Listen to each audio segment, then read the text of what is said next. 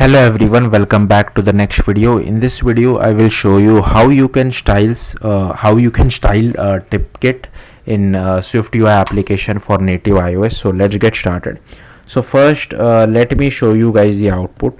So here you can see I have this. Now the styling is little bad, but hopefully it makes the point across. So here you can see I have this add color TipKit. So basically yeah, that's what it looks like. I know it looks really bad, but you can style it however you feel like. So I'll just dismiss this, and here you can see this is this remove color tip as well.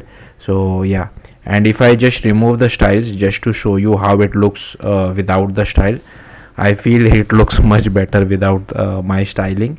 But yeah, anyways, I just needed to show it to you. So here you can see this is without the style. So hopefully you got the point. I'll just uncomment this just to show it to you again.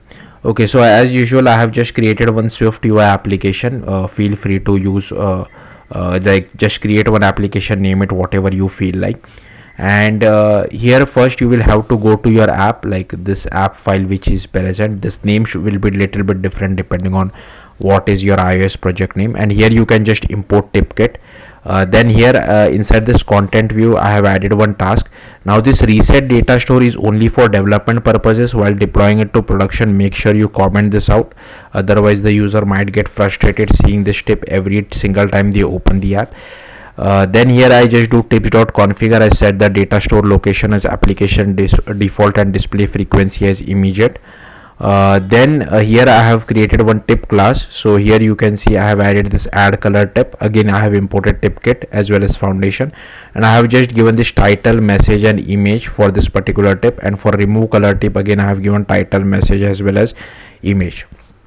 Then I went to the content view, and here you can see that I have imported TipKit. I have taken this array of colors. Now this is not related to TipKit, this is the only rectangle colors which I am showing, that's why. And here we are initialize our add color as well as remove color tip, and then here I am just looping over all our colors and just creating a rounded rectangle. Then here I have created a toolbar, so which will have two buttons. On first button we just insert this color, invalidate the add color tip, and on second button again remove the color and invalidate the remove color tip. And we have added a popover tip for first button as add color tip, and I have also added a tip view style. And similarly for second button as well, I have added a popover tip and I have added a tip view style as well.